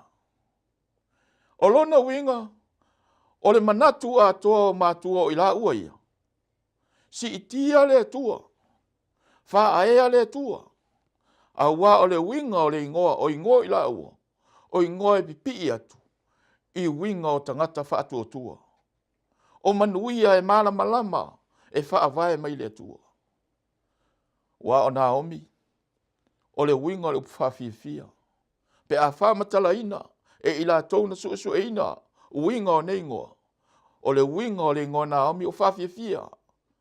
Ina ua whanau mai Naomi, e wa ai i ai i mātua. E le ngata ina i titi le teimi e tangi ai. Ai te le teimi e atai. Whai mai le manatu o le urungari. Wha ai ngoa le teine le ia Naomi. O ia e wha fia i le ainga. O ia foi e wha fia le tua. Mai e tā ua tele. Pe a whai e te tilo i lau whanua. Po le me ta o le whasino manga po le tofi. O le tasi leo i tū tā ua o le suesuenga. O le tusi o ruta. A wā o le winga o le ingoa Petele Ema. I le whamtalaina i la tōn suesueina. O Petele Ema. O le whale whalawa o le tua. God's Bakery. Po le whale ai o le tua. E ia i tō tā ua oe e mafuai o na manatu se ilangalanga. Lofina ngalo. E te toe wa ai i winga o ia mea. E mafuai o na tā ua mwhata ua ina. I le whe au o le tae au nei. Ona e tā ua le tātou wa ai i le si o manga o Petele Ema. So se teimi e tā ua ai Petele Ema. Pe a o ina e meita wena. O i e toi wha manatu mai e ia te oe. Le au na ina e le tua o le soifuanga o le tangata tāpua. Le anga o i o lo toi wha matala mai ai. Le mea na whai e lo na nuu na mua. O le ale mea na whai. O ia o le kuka. O le atua o le kuka. O le atua o le wha soa. O le atua o ia na te tufa ina atu. Le iti o lawa tātou maua i suusu enga i le teimi o le malanga i Israelu. Le mea na whaia e le atua o le whaatu tō ina mai o le mana i le langi. Lona winga e le se i le manatu o tangata pe a o ina tala noa i a Petele Ema. O Petele Ema o le whale ai o le atua. O Petele Ema o le whale whalawa o le atua. Le iti o lawa tā vita a whape ane. Pe a whai tātou toi mai tau wina. Le salamo e lusu ma le tolu o le whai upo e lima. Whai mai le whaamtalanga al salamo. E lusu ma le tolu o le whai upo e lima. E wheso o tai i le winga o le ingoa Petele Ema. E te laulau mai mea e ai i le lao ai. Ma o le manatu leo tā vita. Ai o i e wha mautu inai. E leo whesiringia. So se tangata kerisiano. Ma maua, ma mautu, ma whātua tua i le tua. Na te malamalama i le winga leo le tua. O ia e whawhanga mai. O ia e tausi mai. O ia e whaasoa mai. Le iti o lawa Yesu pe a whai tātou toi foi. I le Ioane o le mata upu e wha. O le mata upu e wha o le tala. I le whiloa i ngā Yesu. Ma le whawhine sa Maria i lunga le vai eli. Ua tātou i roa le tala. Au te fia o toina le whai upo e tōrusu maltasi. O tala noa i Yesu ma le whawhine i lunga le vai eli. A o lae o na so o Yesu e mai se mea ai. E o mai e vai mai o lae tala noa. Te whai te wena le whai upo losu ma le walu. Whe mūsu ai. Be e iei ni maso le salonga. Ai ua alu le whawhine. Ona o mai lea whai mai, o taunu mai male mea ai, whai mai rapie i nā tau ma whaia. Whai upo e tolu sumaratasi o tali ai Yesu, o loo ia te au mea ai, tou te lei loa. Lei tio a a wha au popo Yesu le mate i whawai upe wha, ina ua tali atu i le whiri o nganga, le ti Apollo. Whai maila na whamtalanga, e le nā o mea ai e o lai le tangata. A o afi o ngā uma e tu lei mai le whonga o le tua. Tau te si le fia woi. Ona o leo te tala noa atu whale nganga. E te tau ona e si le fia. O le whawhi tā uli a tangata i le teimi nei. Ua mā o ona lau walo i le tele o mea ai. A ua mole manava le nganga. Mole manava le loto. O le ale winga o le whamtalanga. Ua mumusu e ai i mea ai whale nganga. Lei ti oa lava a tātou wa ai le teimi nei. Ua te le loto. Ua tumu whale saa. Ua lei longa se whaila unga e langa ina le fionga le tua. A le asa uwa ai i le si o manga o saa moa Kerisian. Taimi e tasi. O le fisidi. O ai lai tumu ai le whale pui pui. O ai le ua wheo rai solo le awala ua peye fōringa mai ua maa nava na o le ea. Ua tele le mea whaasaina i Amerika Samoa. Ua tele mea ai tau mawha i le motu a le fisili. O a mai lau tau mawha whaale nganga. O petele ema o le ekalesia. E ta tau ona e tau mawhai i le tau mawhasiri. Lei tio lava a le perfeta o Amosa. Tu inatu e le atua le wheau. Amosa le mta upo e valu le upo sumaltas. Whaauta. E iai le aso o te tu inatu ai leonge i le nu. E iai le aso. Whai mai lo le whamtalanga. E le o leonge i mea ai. Po o leonge le fia inu vai. E le ai. Whai mai a Amosa. A o leonge le fionga le tua. Tot sil fia. Tele teimi e maa o nai le o Kerisiano i tau mawha. Wala popoa. Ua veveni. A le fisiri. O a mai le whaale nganga. Ua tele ina mātu tu nganga. Tot sil fia i tāpua inga le teimi nei. Ua i titi le wa ai tangata i le tua. Ua maana na o tangata e whai tāpua inga i le tua o ni mea fia fia. Ua maana na o tangata ina ia whaia tāpua inga i le tua o ni mea tau ai. Pei tai o le popo lenga leo le tua. E ta tau o na tātou o ina se le sona. A whai e te maita wina o te fia whasoa ina atu. Le fuai tau leo o loo iei i le whai upe. I le whai upe lua. O sa e wharatā i lātou. Mai pete le ema. Susu e ina male whae te le fionga le tua. O tangata pete le ema. O lau ele o pete le ema. A ale menu nofo ele ainga. O e wharata. O le ale winga o e wharata i le whaamtalanga al tuspa ia. O le winga o le ingoa e wharata. O le nofo anga mamalu. E iei tangata whaalolongia. Mai e ui lawa le te leo pete le ema. Ai o e wharata. Whai mai tala i lātou o lo susua ina. Le fionga le tua. O le nofuanga e mamalu. O e ala alai e mamalu. O i lātou ina nofuai e whaalolongia. O lona winga. O tangata ia e le ngata ina mamalu e popoto e tamao ainga. Le tioa lava na o mi ato e tangi. Whai upo e losu maletasi. Whai mai a ia. Ina o toi tau nuu i pete le ema. O whai atu tangata e o Naomi a whai mai le ai whai ngoa o ia mala. Wa whai mai lola na whamtalanga na whai upo losu maletasi. A wana o walu o tamao ainga. A ua whaafo ina mai a ue Jehova. Ua mativa. Se teimi whai ul whamtalanga e whaatitau i le tu whale nganga. ma le leanga o le la foa'i o le whaatuatuanga. Ai o te fia whaamanatu o te ate oe ua le tae au nei. E ta tau na e silfia, le tā ua o lea si o manga. O e wharata pe a te whaita wina ke ne se toru lima, whai upo sifuru valu sifuru iwa lua furu oe, e tā ua. O I na whana wai ia rasela maoti ai, whai upo sifuru valu. Whai mai rasela I toi teimi a ole ioti, ina ua na whana wina lana tama. Na tapa atu ai a Iakopo malona a inga mwhape atu. O le a woti. A ia whai ngoa le tama lea ia penani. O lana tala le ia Iakopo. O le ale winga o le upu penani. O le tama ua outi ngā ai. O le tangata ua outi ngā ina ai. E uma maila na tala ai tali atu le toi ina.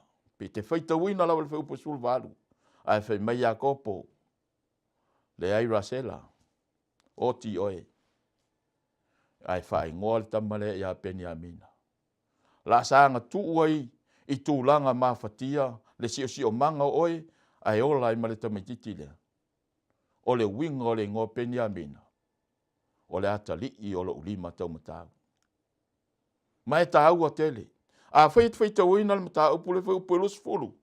Whai mai lole o le whamtalanga. Al tuspa ia. Ua tanu e Iakopo. Ua oti rasela le whai upesuru iwa. Ua tanu fo e Iakopo. I le ala I e ferata. O petele e malea. O le ale winga o le o tau mwhai e vane ina ai lea fe au mo I tātou tae o nei. Bo oe. O le ala e ferata. Lea na oti e la sela fe mele whai upelu fulu whai unga. O na whai a lea e Iakopo le whai longa. Ma tu uai I le mea sa ye le tu unga mau. I le ala I e ferata. Tau til fia. Pe a whai tātou te su e ina tili le tā ua ia mea. Whai mai al whamtalanga. Ia I la tau e su e ina le fionga le tua. O le ala I e ferata. O le whai longa na whai Iakopo. E tā ua le whapalangi o le Kate. Po o le whai toa. Whai ngoa I lo Iakopo. Mafua angal nā. Whai mai e ua o mai le aso nei. Ona na whai ngoa I Iakopo. Ia le awala ia le whai toa lea. Tu ese le avenga. Leave the burden here. But move forward. O lona winga o le whai longa lea. Wha manatu atu ai. Ia I lato umai tau nu umai. Wha ngatai I le avenga. Ai a ngā I luma. Mai tā ua moa. O te leilo ia te oi. Ai o le winga tā ua le nā oi. Ia e va ai I ai ma e te talo I le tua. Ina ia e va ai pe mata. I muri o lau whamtalanga. Pe mata o e misia le fasino manga. Na o mai e le tua ia te oi. Tala whanau noa. Tala whanau noa whai wai tātou launga. Ona o le whai mai le tala al tuspa ia. Pe ato e whaita wina. O na aso wha masino. Sa iai leonge le nu. O na alu oi leo le tasi tangata mai petele e mo yuta. E au mau I mo api. Tau te sila fia le tala whanau noa. Lua mea ta haua I te tau ona ea o oina. Whai mai whaamtalanga whai mua mua. Wa alu e au mau I mo api. Whai mai mata whai upulona lua. O I la tau mai le nuu. Ua o I la tau I le nuu o mo api. E no nofo ai. Wo e o te mana o te sila le lei. O le ainga e mautu. E ta mau ainga. E le ai se isi me e popole ai. Ai o lea ua maua le tala. Ua tia. Ua la fwa. A ua o I mo api. Se iau whai atu ia te utou o e lau whaafonga. O mo api. E te maua I le kenese sfumareiva. O mo api o le tama. A le teine matua. Ia lota. Whanau a lota pe ono tātou silfia. Wha ingoa lo ia mo api. O le winga o le upu mo api. Reproach. O le whaapirtania. A le whaasamo. Ulangia. Amusia. Lona winga. O lea o ta umai le tala nei. O la o ti ia I le whaasino manga. O lo o iai manuia. O lo o iai le tua. A o lea o I mo api. O mai lunga i manuia. Ua fia e fia ola i mo api. Tau til fia. Sina o onga mo le tātou tāpua inga i le so. O le ale wha fi tauri u whaingo fia ei o na tia ei. Lo lato wha sino manga. Lo lato tofi. O lea lava e tali le tātou mau. O na ua tele le tamau a inga. O le tasi lau wha fi tauli i le tangata. E sau i le atua o mativa. Wha tamau a inga i le atua. Ai ao olo ina tele me lima. Iti lo le va ai i le atua. Iti lo le va ai i le atua. Tele i lo pe te maua le sona o le so. Au te mana e ta watu i atu e wha maoni. O le tele o tangata lotu. E o lo ina si i le tamau a inga. Ua maua ta vale le lei fale. Maisi mea. A matalo. Ona moni a e tāpua. A ua ese le lolo langi o le mafau. Ua siria e ia i la tau sio manga. Nai lo le fasino manga. O sio manga. Me tau possessions. Ta mau a inga. Ua iai me ua tua iai. Ona ngata i leo le vaai. Ua ngalo le whapo ngai o manuia na ia te ia. O le fasiri. O le ale mea na tupu le a inga ua o esea. O le manino le tātou susu enga le tae o nei. Sa iai le onge. Te mana o e whai ula ufa amtalanga i le onge. A whai tātou te whaita wina le tuspa ia. I le kenese o le mtau po suma le lua. I le teimi waru ese ai. Whai upo tolu suma le tasi. Waru ese apela amo le wala awa le tua. A whai mei ua tupu le onge. Ina ua umalan taulanga. Wa ngai atu le aio ai. Ua matua vevela le onge. Whai atu le atua ia apela amo. Alu i eiku pito. Lena pepelo i apela amo. Ne i fasioti ia. Ai o le mea nai tau o le onge. Ona ua matua leva o na onge. E te alu fo i leki. Kene se lusu ma le ono fa mua mua. Fai mai na toe onge ai. E ese mai le onge le sa iai. Ia apela amo. Ao isa ako le ufea ngai ma le onge. Ona fai atu leo le atua ia isa ako. Isa ako alu i kira. Alu i kira o loo iai le tupo api meleko. O le tupo Filistia. Alu e nofo ai. Se ia mawai le onge. Onge ia. Woi. Onge ua leva na iai. E taunu watu apela amo o lae onge. Taunu watu isa ako o lae onge. Ai sanu nofo ai. Ai na la whaalongo longo. I le whaatonu ngā le tua. Au le onge lea. E le o se onge whai maili susuenga. E le o se onge ona e mafua mai se whaa. Po se mala whaale nā tura. O le onge lea. Na mafua mai i le savidi vevela. Ma tō tau tau. I le nuu le o pete le ema. Wa na o la au ama o la tau fua na tele lea whai nai. A le fōringa mai o le maari li e a inga lea. A tonu e le leise whato anga. Ai ua vava ai le tamau a inga. Ua manatu matala noa. O lea ua lava le tātou tamau a inga. Ua lava fo le toi mawhau whau mafa i le tua. Tātou o. Whai unga o lei. Tātou whi auri tai au nei woi. Te manao ina ia e vava ai ma ia e te talo i le tua. Pe wha mata o e tā pena i te aluesi. Pe wha mata o e tā pena i mea wha pea i leo langa. Tau tili fia le lolo langa i le teminei. Wa le utu vā ma le wha fita auli. E mai a te oe lava ia. E asi a whaingata. I lou a inga. Ua iai fe ese inga. I lau e ka le sia. Ua tutupu ai taua. Wa ua le wha ititia. Lea ua tātou lo i ei taua le teminei. Ai sea. Ona ua onge. Ua onge le lalolangi. I le vāwhenga i ma le tua. Ua mātū tū loto tangata. Ua le fia i loa le tua. Ua sa ili le tamao a inga. Ua sa ili le pule i taua. O a mea uma i le lalolangi. Ua matua fia le fili o nganga. Ua ta fea ese le tua. Mai le lalolangi o tangata. Fia whaai ulfa mtalanga le tae au nei le whai upo e tolu. Whai mai le whai upo e tolu.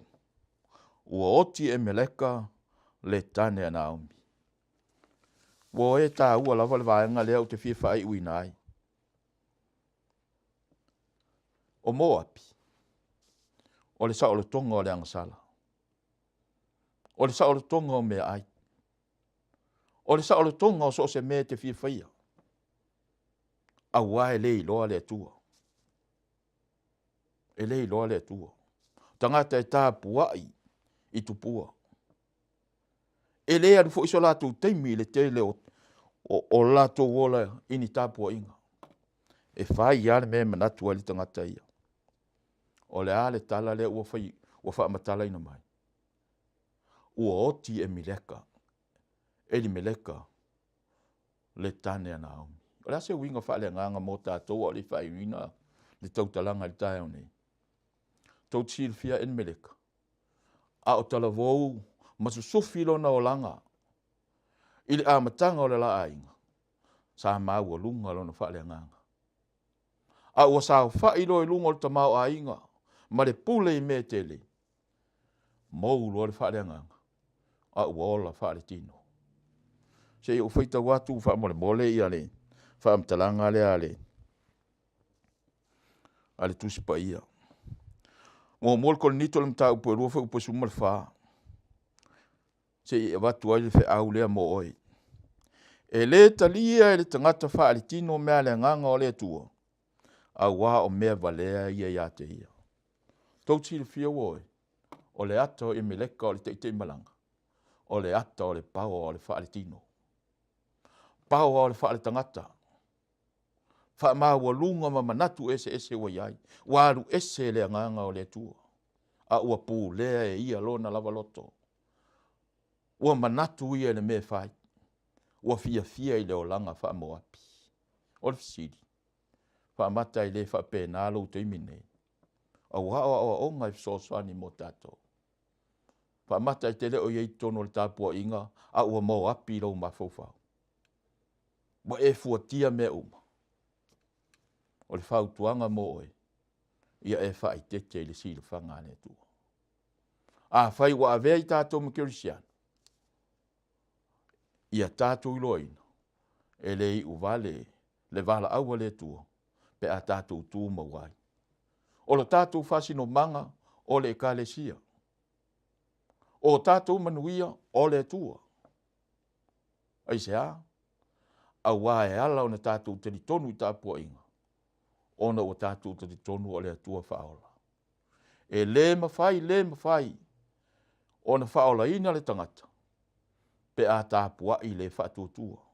Tāpua i le te tonu. Tāpua i whaalitino. A wale i unga lea. Whai mai whai upo e toru. Ua oti e ni meleka. Tau tilfia. So o se mea lawa e whai e le maa losi whaalitangata. O le i unga lea. Oti whale nganga. Anu ese maa lie. Mai lana lava mawhauwhau. Mai lona lava mawhauwhau. Mai au te mana o ina ia lui i a te utou. O i lato umolo o whafonga i le nei sapati. O e pele mamae le fina ngalo o le tua. Wa au tala noa atu ma le whaalo halo. Tātou te fia i o tātou ingoa o tātou whaaiu. Tātou te mita i o tātou lau ele ma mea o loo si o mia ai. O le atale nā, o le whaale nganga. Ia tau le leia lau ingoa. Whaawau na tau le leia. Whaawau na e mita ai ma lau whanau. Pangalea, ua mana nei e ingoa. A ua le anga ma whauwhau. Ma o le tasiru nā mai o te mana o fo ma lie. Tele tangata ua mana nei e ingoa le tuspa ia. A lai le whale pui. A le ua le to le lotu. Aisea, ua manatu i o lato ma whauwhau. E pule a lato. Wha ula u whaamtalanga le tai au nei. Ona o lea na le pau o vaenga o lo ufia wha soi natu. Au te fia wha pe atu i lau wha whangafonga anga. Le ka le sia pe lea le tua. Wha au ngā te tau la wanoa. Ia e ma fau i lou wha sino manga. O le tua na vala uina oi. Tu watu e le tua i a te oi manuia. Le ngate na manuia lau ma fau. Manuia o lima. Manuia e pe o upu. A le tua na whaatonu e mose e ta uatu le nuu. Ta upu e lusu ma le valu o le teo te nome.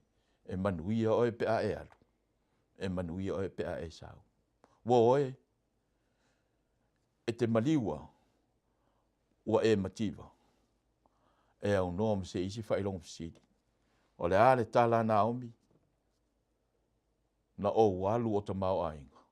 A ua whaafo i mai au e le atua ua mativa. Whaafetai i le atua. I le manatu lea. Ia au lawa ia. Whaafetai i le atua. O le awa noa o Naomi. O le awa noa na toe whaafo i mai e le atua. Se i toe whaamanuia i e le atua. Ma a vea ai ruta. O se tasi e le ngafo Yesu. Ona o le tātou teimi o te tāle sangatu i lau whaafonga anga le tae o nei. Boe. Ai se isi mea e te filifilia. E toi whaatau e le tae o nei. Va ai lau whaasino manga. O a mai lau ainga. O a mai lau e kālesia. O e sosoani i lau e kālesia. O e sosoani i lau whiwhi au. O le tamau ainga o tātou loa. O le upo Yesu. O mamalu. Tamau ainga. O a mea uma tātou te sapi ai. A tātou le maua Yesu. Whai mai a Yesu. Wale au ngāia mea. Whamanuia le tua i lau whaafonga anga. Ona o suafo Yesu. Amen. La tātou vi atu i le tua. I la tātou pese.